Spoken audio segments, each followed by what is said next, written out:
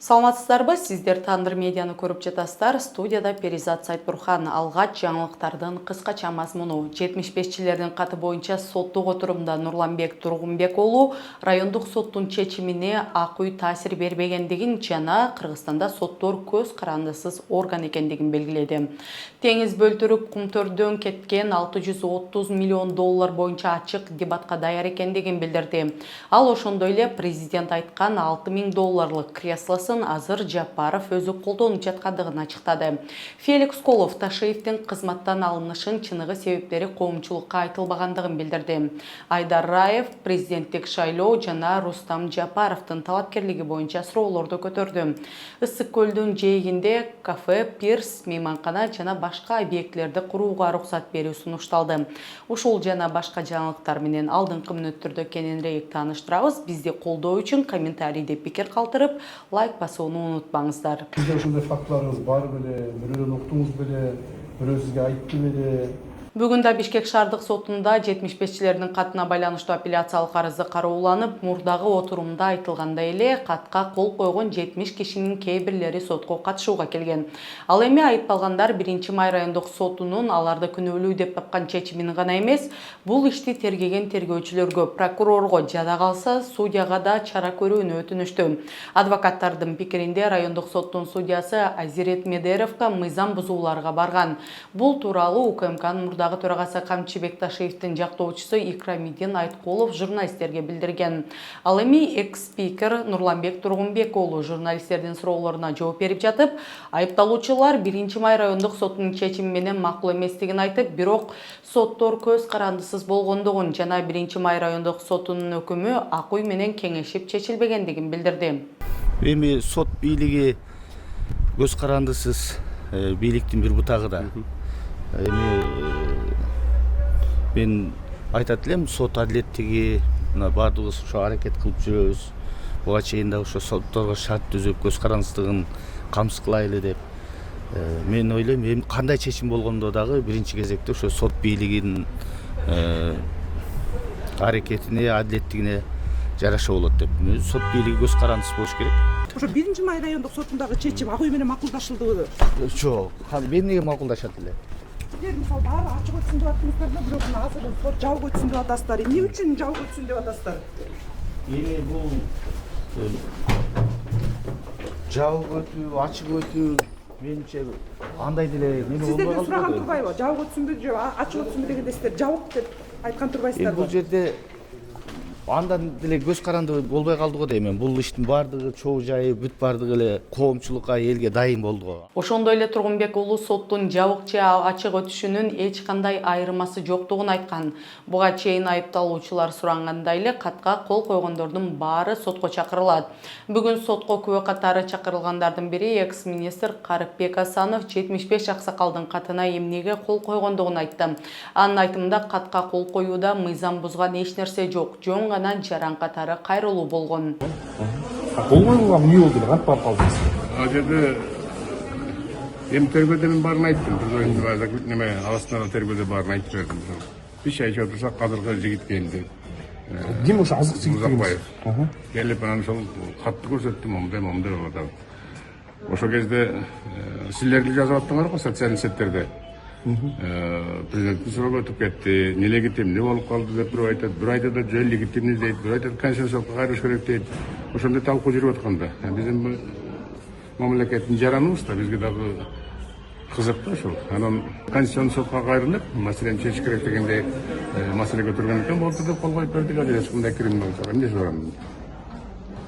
Анан кийин уголовный ишке айланып кетти. Мен билбейт экенмин. Ал жанагы кийин чыкты, жогорку кеңештин депутаттардын арасында интрига бар экен деп атат. Шектен кандай экенин. Мен дешим. Жөн сиз кандай ниетте мындай колуңуз анында? Граждандык позициям боюнча окудуңузбу? Окудум ооба. Эмнелер айтты? Ажайда кылмыш жок, эч кандай кылмыш жок. Конституцияга кайрылыш керек деп сурашып атат. Кайрылбады президент өзү эле. кайра чечтик аят нерсе кылмышы бар. Бүгүнкү сот отуруму Эмилбек Узакбаевдин адвокаты келбей калгандыгына байланыштуу 24 августка жылдырылды. Эскерте кетсек, иш жабык эшик аркында каралууда. Эсиңиздерде болсо, президент Садыр Жапаровдун Али Токтакуновго берген интервьюсунда Кумтөр алтын кенинин мурдагы башкы менеджери Теңиз Бөлтүрүктүн $6.000 креслосы жөнүндө айткан. Ал боюнча Бөлтүрүк соц тармактарга кийинчерээк маалымат жазып, анын айтымында ал креслода азыр Садыр Жапаров өзү олтурат. Кресло жана бүт Италиянын гарнитурларын көп жолу видеодон көрдүм. Акыркы жолу Садыр Жапаров Текебаев менен кезиккенде ошол жашыл креслолорго олтуруп аңгемесин курган. Бизди СИЗОго кармап, штраф аркылуу ушул мебелге төлөткөн. Эми мебелдин ээси закон боюнча Рыспек Токтогул, Балабуева жана мага тиешелүү. Бизге кайрып бербей, уялбай өзү урунуп жатат да. Мен бул жөнүндө башка калптарына да жакында жооп берем. Анын айтымында ал келтирилген зыяндын ордун толтуруп, бул олтургуч жана башка кымбат баалуу эмеректер үчүн айыппул төлөгөн. Бирок ал кийинчерээк бул эмеректерди президент Садыр Жапаровдун кеңсесинен алынган сүрөттөрдөн көргөндүгүн айтат. Эскерте кетсек, Жапаров маегинде Теңиз Бөлтүрүктүн билдирүүлөрү тууралуу суроого жооп берип, ал 2020-жылы бийликке келгенден кийин Бөлтүрүк менен кантип биринчи жолу жолуккандыгын жана кенди иштетүүнү колго алуу пландары менен бөлүшкөндүгүн айтып берди.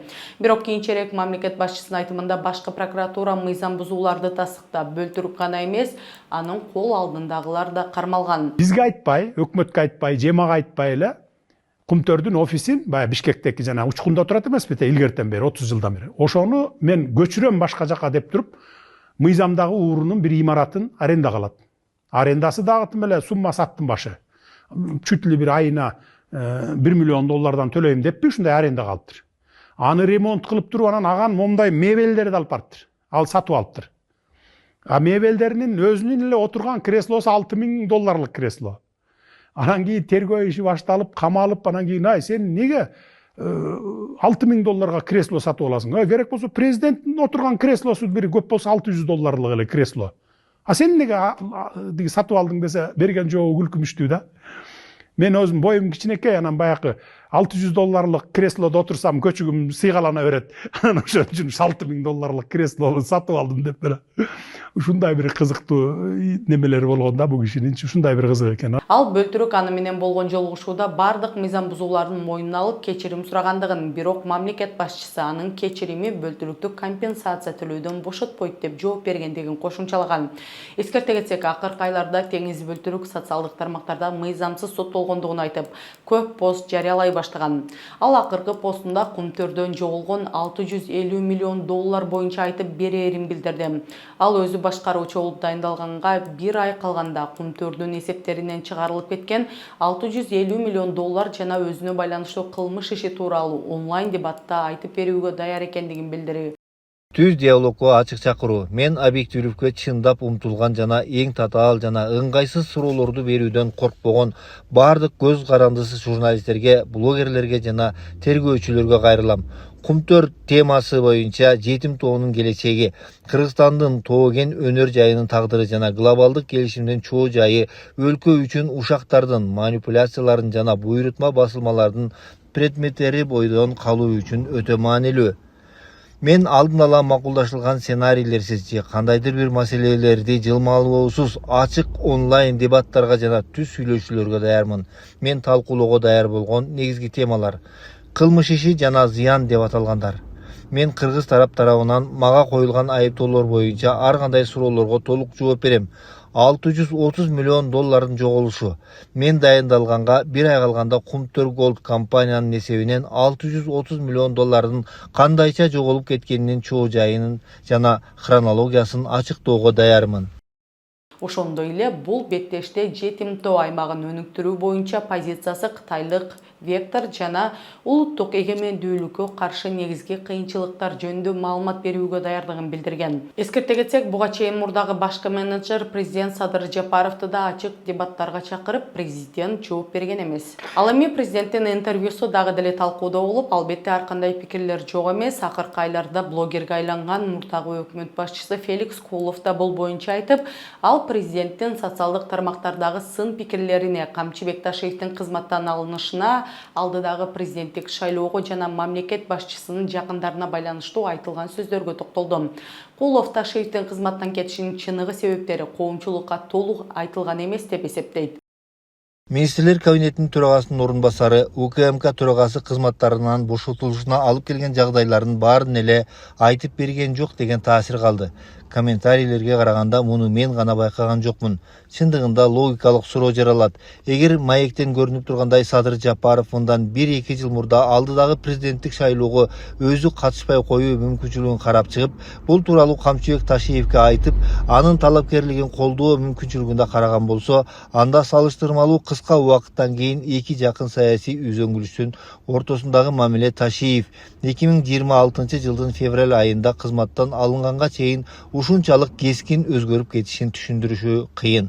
Алардын ортосунда президентти өзүнүн эң жакын үзөңгүлөшү жана досуна карата мындай чечкиндүү кадамга барууга түрткөн өтө олуттуу бир нерсе болгон деп гана болжолдоого болот.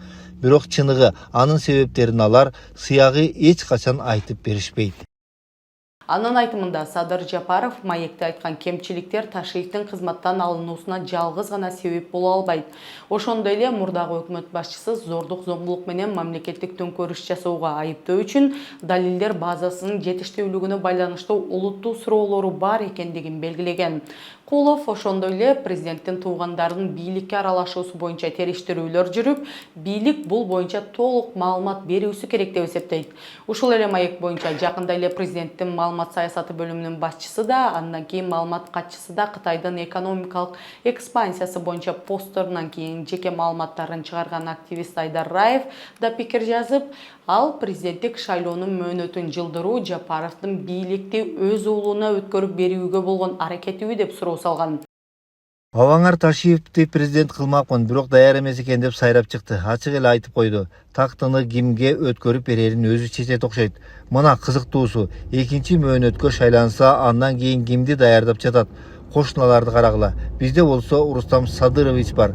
Кытай инвесторлору катышкан ири долбоорлордун айланасындагы аты чыгып жүрөт. Эми кызык жерине келели. 2025 жылы президенттик шайлоо боюнча мыйзамдар өзгөрдү. Президенттик шайлоо эми президенттин мөөнөтү аяктаган жылдын январь айынын 4-жекшембисинде гана өтөт. 2032 жылы бул күн 28 январга туура келет. Президенттикке талапкердин жаш курагы боюнча мыйзамдагы формулировкада өзгөрүп, 35 жаш талабы добуш берүү күнүнө байланыштырылды. Эми эсептеп көргүлө, Рустам Жапаров 1997 жылдын 22 январында төрөлгөн. 2032 жылдын 22 январында 35 жашка толот. Мүмкүн болгон президенттик шайлоо 28 январда. Айырмасы 6 эле күн. 6 күн. Бул өзгөрүүлөр Рустам үчүн жасалды деп далилсиз айта албайбыз. Бирок мындай дал келүү болгондо суроо берүүгө толук акыбыз бар. Ал президенттик шайлоолордун жылдырылышы жана эч кимге саясий мураскер катары ишенбегендигин билдиргендей болгон маеги албетте суроо салууга түртөө тургандыгын билдирген. Президенттик администрациянын маалыматтык саясат кызматынын башчысы Дайырбек Орунбеков өлкөдө өтүп турган ири эл аралык иш-чаралардын алдында Кыргыз элине кайрылып, айрым жолдор убактылуу жабылып, иш-чараларга байланыштуу жол кыймылы чектелерин эскертти. Орунбековдун айтымында бул чектөөлөр тургундар үчүн ыңгайсыздык жаратылышы мүмкүн, бирок бул мезгилде чыдамкайлыкты жана түшүнүүнү көрсөтүү маанилүү. Урматтуу мекендештер, кымбаттуу кыргызстандыктар, алдыда өлкөбүздө маанилүү эл аралык масштабтагы иш-чаранын өткөнү турат. Ага байланыштуу айрым жолдор убактылуу жабылып, кыймылга чектөөлөр киргизилерин алдын ала коомчулукка айтып келдик.